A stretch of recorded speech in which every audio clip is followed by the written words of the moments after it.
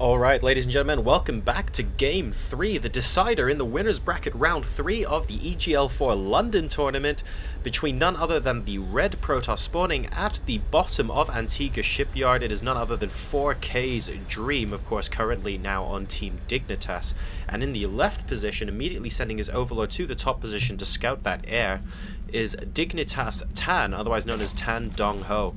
So we've had two incredibly exciting games so far. In Game 1, Dream managed to overcome Tan's early attempted Baneling bust and use his economic advantage to power through. And Tan, with some absolutely impressive Overlord Highway Hydra attacks in Game 2 after some incredibly successful early harass. Dream with the "why you so imba." Not really sure what happened that last game. Absolutely got creamed by Tan after that early harass. Fantastic stuff coming out of the Zerg player. So reasonably normal stuff going on so far. Dream is going to scout the incorrect location first, and so is Tan, though, to be fair. So unless he sends another drone or a Ling out to scout here, it looks like neither of our players are going to get wind of each other fairly quickly. That shouldn't be too much a problem because there are no early pool shenanigans over at Tan. I would presume he's going for a hatchery at some point relatively soon. Both players know that this is a very important game, so perhaps we're going to see a little bit more conventional play come out of both players. We do see Dream with the gateway on the high ground, which is significant because in every other game we've seen of him so far, he's always placed the pylon at some sort of low choke and tried to wall it off, perhaps at this ramp right over here. And he's going for a little bit more conventional gateway first timing, no forges, no nexus first coming out of him. Now we have got the early expansion coming out from Tan as well, so it looks like both players are going to end up in a relatively normal game.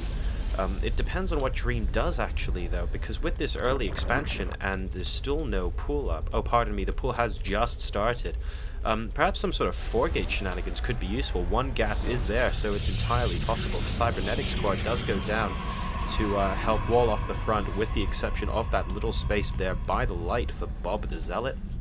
So all seems to be going well in Camp Dream. The question is, does Tan know what he's doing right now? And I'm afraid the answer is no. Absolutely no scouting has been done. We do have the pylon going up behind the mineral line. Tan might be thinking, oh no, is this like a cannon rush or something? Immediately pulls lots of drones. Fantastic fake out here by Dream. Really getting Tan all worked up and bothered over this. Of course, cancelled at the last second. Very nice conservation of minerals there. And the spawning pool only just finished.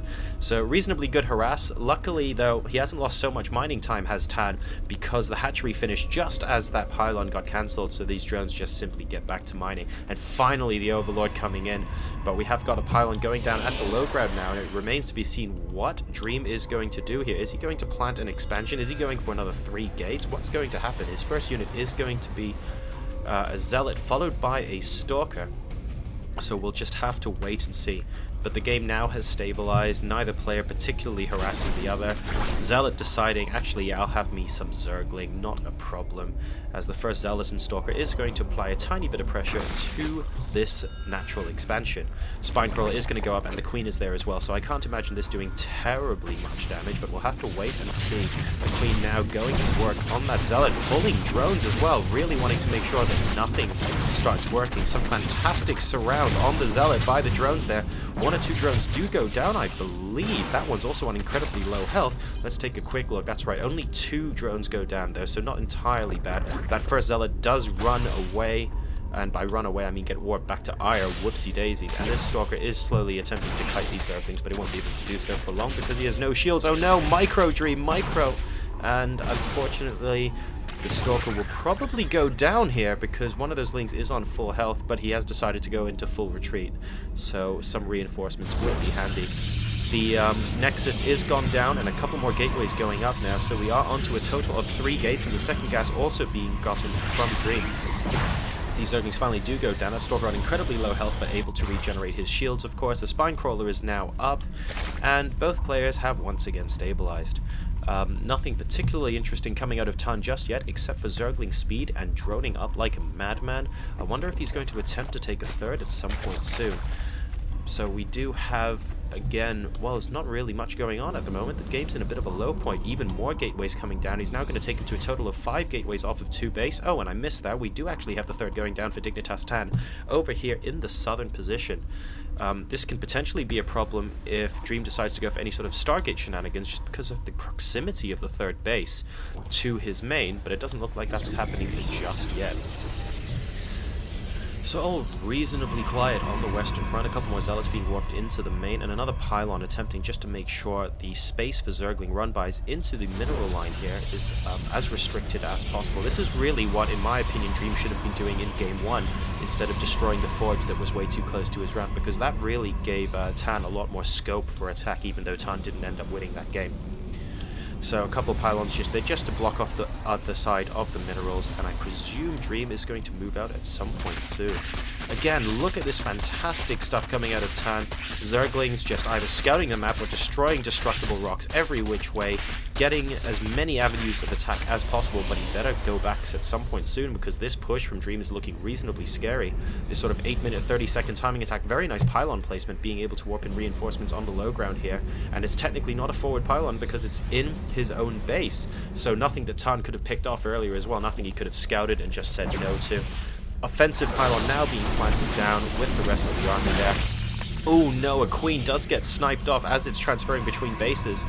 This is not going to be good for Tan at all. Tan, recognizing the danger, now pulling a lot of Zerglings at the front, moving those spine crawlers into what he considers their optimal positions, and he then sees the pylon, he sees the army and immediately retreats, knows that these Zerglings cannot possibly hope to take on an army of this size, and all of a sudden that early 3rd base is beginning to look a little bit greedy for Tan. Some reasonably, very good force fields completely destroying the surface area the Zerglings are going to use to engage the Protoss army. The first spine crawler is about to get destroyed, and the second one doesn't look like it would go up at this rate, but all the Zerglings do die, and the amount of zealots left over is absolutely astounding from the Protoss player. This looks like it could be massively problematic for Dignitas.Tan. A couple of banelings are going to come in. They do a reasonably good job against the zealots, but unfortunately it doesn't quite kill them off, and the drones are now coming in as last-ditch effort. Too many stalkers in the back, massive DPS, and it looks like it's going to be GG for Dignitas.Tan. Dream is going to be able to take out the player he feared the most in this tournament, 2-1, to send him crashing into the lower bracket. Absolutely incredible play from our Protoss player. 3 very good games, 3 very good PVCs, and it looks like, yeah, so Dream has taken it. Tan is going to go down into the losers bracket, and I'm very interested to see how he does there, because quite frankly, he's incredibly strong, and I fully expect him to go a very long way in this tournament. So that wraps it up for this series. Dream winning over Dignitas.Tan 2-1. This is Jorisar signing out.